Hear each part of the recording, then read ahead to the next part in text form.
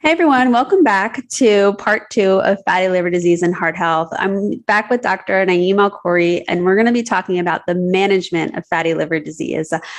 He is the Chief Medical Officer and the Director of the Fatty Liver Program at Arizona Liver Health, and I'm so excited to have this conversation with him.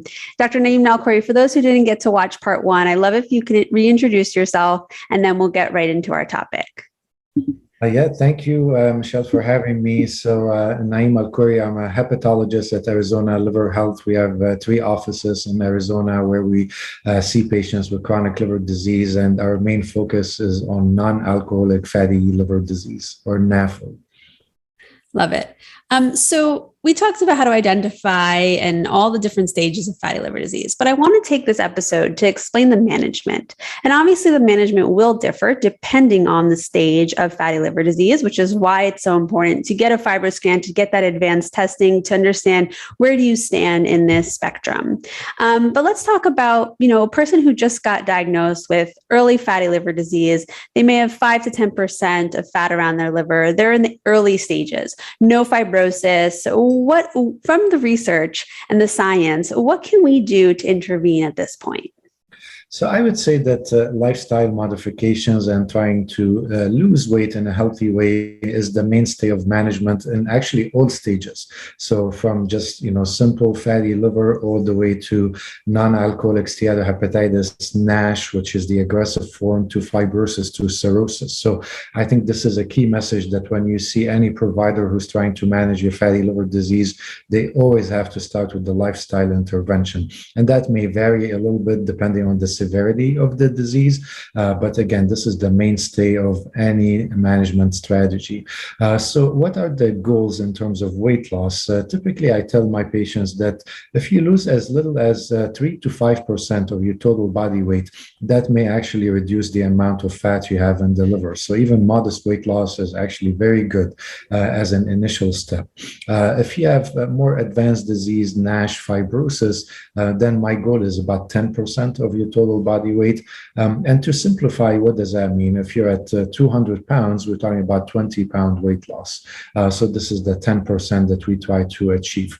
Now, it's easier said than done. And, there are trials that actually looked at this where patients had initial biopsy to determine how bad their liver disease is. They had a lifestyle intervention with a dedicated dietitian for 1 year, and then they had a repeat biopsy. And, we showed clearly that if you lose 10%, the disease improves dramatically. The problem was that only 10% of participants in the trial were able to lose 10% of their total body weight. So that leaves 90% not able to achieve that with a simple lifestyle intervention.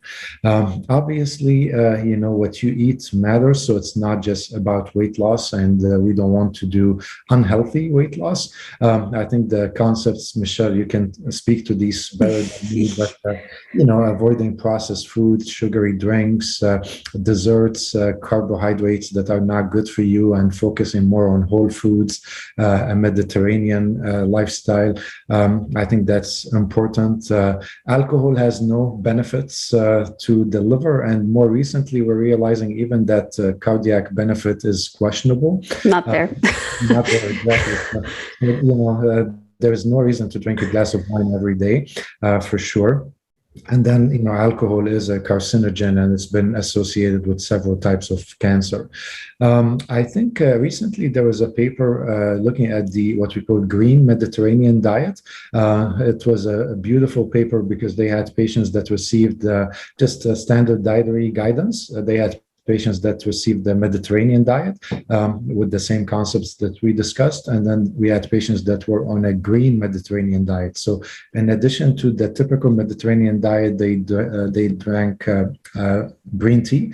And then they also had this duckweed cubes that were used to replace one of the meals. And what we saw when we looked at liver fat on MRI of the liver, that despite similar weight loss in the regular Mediterranean diet and the green Mediterranean diet, that the individuals on green Mediterranean diet lost more fat from the liver. So that's important, and it tells you that the nutrients in the diets play a role, and potentially this has to do with the antioxidant effects. Yeah. So sorry, just to clarify one thing, and I have a couple of questions in between. But when it comes to the green Mediterranean diet, the Mediterranean diet and the green Mediterranean both had a significant amount of polyphenols. I think it was about 400 milligrams or grams per day, but the green diet had 800 milligrams more. And the polyphenols are those potent antioxidants. And we mentioned this in the first episode, but oxidative stress is a big component to the progression of fatty liver disease. And so when we're having high antioxidant power, such as the green tea, that is causing the liver to respond better and therefore having a better reversal power. So it is important of what we eat. I find a lot of people come to me and say, you know what, my doctor told me to lose weight, and they told me to go on the ketogenic diet for fatty liver disease. There's this big thing about the ketogenic diet. And I want to just emphasize that the ketogenic diet I am strongly against the ketogenic diet for several reasons, primarily because of its effects with cardiovascular health, but also with fatty liver disease. And I think it's important to mention that the Mediterranean and the Mediterranean green diet specifically are much more effective. So what we eat and how we are implementing weight loss is crucial, because we are trying to mitigate insulin resistance and oxidative stress and inflammation. And with the ketogenic diet, we are promoting TMAO production, which we know, and you could speak a little bit more about this in terms of certain studies, we know that causes plaque formation in the arteries, and it causes more negative consequences on our blood vessel health.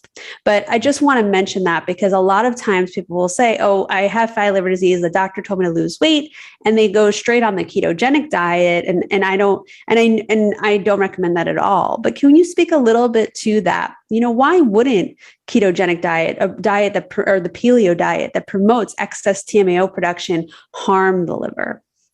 Yeah, I mean, I think, this is an important concept that not all weight loss is equal, and you want to implement something that is a sustainable intervention that you can stay on lifelong.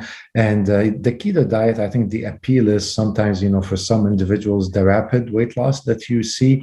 But is this something you want to stay on long term? The answer is, we don't have enough data to tell you that this is safe for you. And potentially there is increased risk of cardiovascular disease and potentially even cancer. I'm not, sitting here pretending to know the answers. I'm just saying that we need more longitudinal data to assess these effects.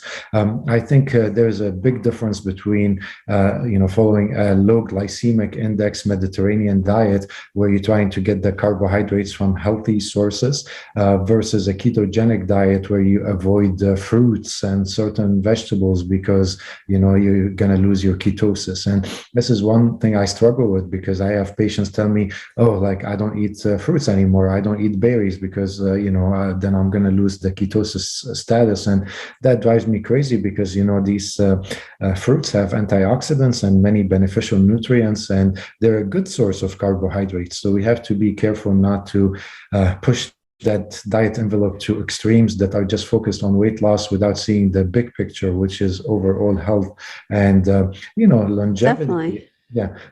You mentioned, TMAO, and this is a product of choline metabolism. It's actually produced by the gut microbiota also. And, it's been shown in several studies now that eating red meat increases the production of TMAO. And this has been linked to plaque formation and potentially cardiovascular disease. I think, the message for me is that, I want to work with my patient on finding the lifestyle intervention that works for them. If I tell someone I want you to go on a vegan diet and they've never been even vegetarian for one day of their life, it's not going to work. 100%. I think, and that's why, having you and experienced dietitians is a very important part of the journey, because, you guys spend the time, you get to know the patients, you, do motivational interviewing, try to get a sense of what works for them, what wouldn't work for them. You do the follow-up visits. So, having a dietitian, I think, is a no-brainer. And I wish, honestly, in the United States that we can get more coverage for dietitian visits. This has been one of my frustrations in clinic, that sometimes insurance doesn't pay for the dietitian visits, and when they do, they pay for 2 visits a year, and you're like, well, this is not the Not way. helpful. No, and I agree. It needs to be personalized and it needs to be long term. I think a big part of it also is there were a lot of studies that show that rapid weight loss actually can harm the liver, right? And we need to be mindful of that too, because I always say, aggressive weight loss, we've seen some studies that scar the liver. And so when we're looking at weight loss, I know people want it to be done yesterday, but we need to look at it from a long term perspective and also a protective perspective as well. We want it to be slow and steady and maintainable long term for optimal results. I want to just talk about weight loss in general. I mean, first of all, I want to tell, our listeners, if they're struggling with weight loss, that is normal. We are animals, and no animal in nature is trying to lose weight. Typically, it's really hard to come by the calories, and you eat as much as you can. And this is where, now we have so many calories, and we're just not catching up to these new developments in the modern world and the Western diet. But there is a weight loss spectrum, really, and all of it should start with the dietitian and the lifestyle intervention. But there are other things that can help, including some weight loss apps, or in what we call digital therapeutics, which can make it simpler sometimes to follow a regimen. But I think there is no substitution to the human interaction initially with the dietitian. I think we have medications that can also help with weight loss, including some what we call GLP-1 or glucagon-like peptide-1 agonist. These are injections typically done once weekly. There are some pills that we've had for several years, but the weight loss hasn't been very successful. So these new injectable drugs are showing promising results. There are what we call also endoscopic procedures that can help with weight loss, including stomach balloon, for example, that can be placed for 6 months to decrease appetite. And then there is weight loss surgery or bariatric surgery. There is the sleeve gastrectomy, where you basically shrink the stomach. There's the Roux-en-Y. And honestly, there is a role for all of these, okay? And I want my listeners to know that, you should always do the lifestyle intervention, even if you're going for surgery. Surgery is not a magic solution. You have to follow a lifestyle intervention for the rest of your life. But I think seeking help and admitting that, okay, I tried the lifestyle and I lost a little bit, but I'm not where I want to be, or I regained the weight, that's, okay. It happens. And you just have to go back and say, I tried this, it didn't work. Maybe I'm going to try another lifestyle, but maybe I need to be on a medicine in conjunction. And just, have this empathy for yourself, and just know it's a journey and it's a hard one. And we are with you, and there is always no judgment. We want to help, and we will utilize the whole spectrum, and whatever works for you will make it happen. I think that was so beautifully said. We say, just lose weight, but just lose weight is not easy. And we need to understand that it's a process, and there's a lot that has to do with food and lifestyle and genetics and in your journey. And so we need to give yourself grace and ask for additional support, and don't feel like you're not a failure if you need medication or you need surgery. Those are options that can help you. But definitely seeking the options, understanding what's available to you, and making sure that you're getting that support is going to be so helpful to you, because it's really going to pinpoint your challenges and what your body might need to help facilitate it. I think that was so beautifully said. So I really appreciate you saying that. The other thing I want to mention, though, is that some people have fatty liver disease and they're not overweight. So to tell someone, lose 3 to 5% or 10%, and they're on the normal weight, or they are feeling good, what can we do in that standpoint? Because I think a lot of times weight loss is the first remedy, or what they're told. But some people have lean fatty liver disease, meaning that they're normal weight and have fatty liver disease. And so I want to dive in a little bit to that intervention as well. Yeah, so this is what we call lean NAFLD, or sometimes we call it skinny fatty liver. And what's happening in the majority of these individuals is that they have a little bit of what we call visceral adiposity. So they have the fat around the abdomen area, but otherwise, if you look at their weight or body mass index, they're not reflecting that. So it's more about body composition than just absolute numbers. So if we notice that, okay, maybe your BMI is within the normal range, but you do have pre-diabetes, insulin resistance, and high triglycerides, I think the first step is to optimize the management for these, improve your insulin sensitivity, your dyslipidemia, and that should help your fatty liver disease. If you have that central adiposity, maybe working on implementing an exercise regimen and trying to shift that fat from the visceral adipose tissue into either the subcutaneous adipose tissue or just losing the fat altogether. I think that will be very helpful. I have patients, with the BMI not being very reflective, and I say, if you come to me and you have a six-pack, then you did what you need to do. So not to focus on the look or anything, but that tells me that you lost that visceral adipose tissue, and that should help with your fatty liver. So I think it's really about body composition, metabolic risk factors, and there is evidence that still some weight loss might be beneficial.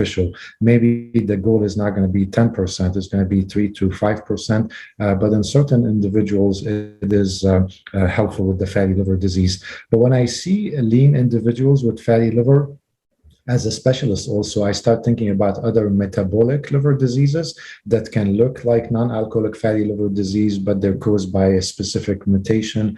And I don't want to give long, complicated names, but this is an important thing to think about. Is there something else beside NAFLD that's causing the fat to go in? Especially if someone is lean, without insulin resistance, without dyslipidemia, then it could be another metabolic liver disease.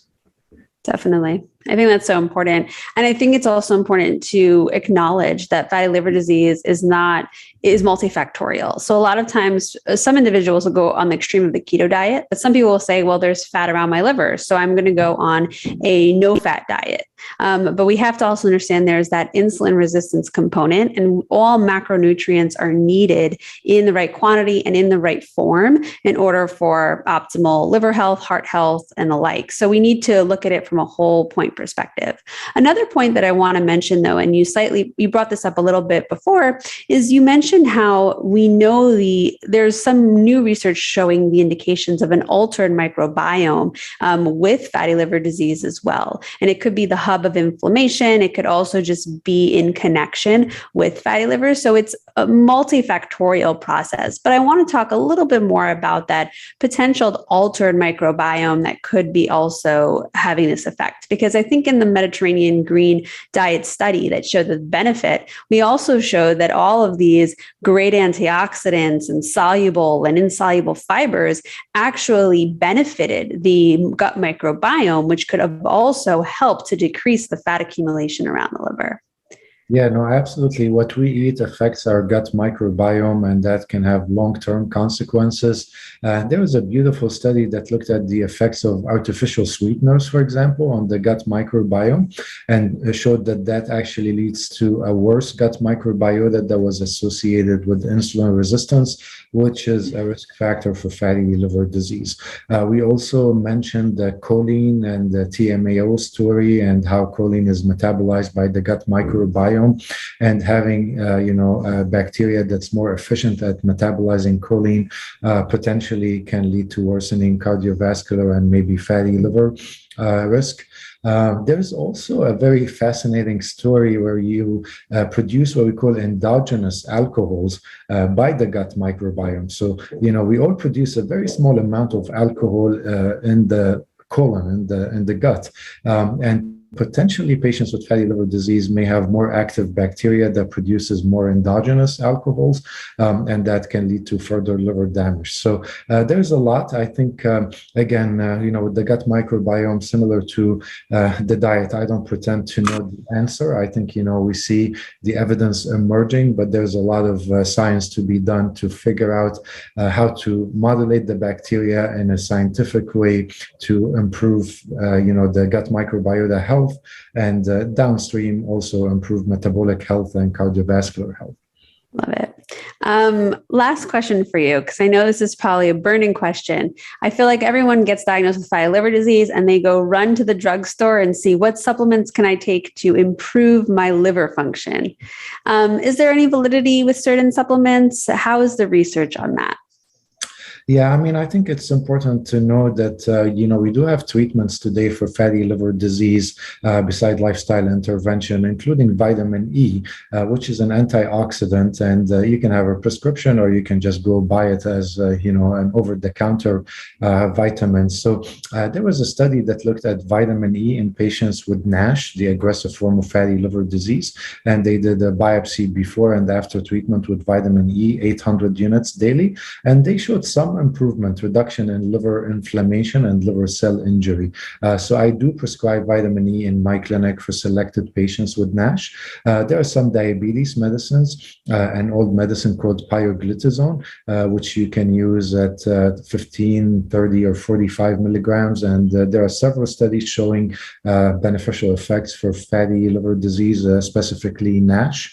And then, some of the weight loss medications that we mentioned, the injectables, they're approved for diabetes and weight loss, but also we have preliminary data that they can improve liver inflammation and liver cell injury. So semaglutide is one of these drugs. We have drugs in development also, and these may become available as early as next year. So that would be a big deal. And maybe we'll do another episode if we have a new NASH drug on the market to discuss how to use it in conjunction with lifestyle intervention. And then there are the supplements that we don't have enough evidence to support. So milk thistle is probably the most common one that I hear about. And, there's some historic background why milk thistle may help in patients with hepatitis C, but in fatty liver disease, we haven't seen consistent data that this is helpful. It is safe, so I tell my patients, if it makes you feel better, it's fine, but probably it's not going to help your liver, and you have to pay for it out of pocket. There are things like turmeric and other antioxidants that, in theory, they may help, but in reality, we don't have enough evidence to support them. And one particular I'm not a fan of is turmeric in high doses, because I've seen a couple of cases where the liver enzymes go up if you take high dose of turmeric. So just be mindful of that. Overall, in small quantities, I think it's a good antioxidant. There's overwhelming evidence that it's probably good for other, health problems. But again, if you do very high doses, just be mindful that this could be a cause of elevated liver enzymes. But I think that's important across the board. I've seen a lot of people after a heart attack or when they get diagnosed with fatty liver disease or any condition, they go straight to the supplement industry and they get brought into all this false marketing, and they go on 15 to 20 different supplements. Then all of a sudden their kidneys are starting to decline, their liver health is starting to decline. Remember, when you're putting those things that your body can't recognize in your body has to process it, and it's going to go through your liver and your kidneys. So it needs to be personalized, and you don't want to do anything in excess. You don't want to do anything in very high doses unless it's therapeutically prescribed by your healthcare professional for a reason. And you also want to make sure that it's maybe not something you need to do long term, right? I see a lot of people who've been on certain things forever, and a lot of times that can cause a lot of damage long term. So it's important to evaluate it and not just go on the supplement bus. There's a lot more evidence on what foods are we consuming and the other interventions that you spoke about that are going to have a lot better result for reversal of fatty liver disease and also to protect your cardiovascular health as well.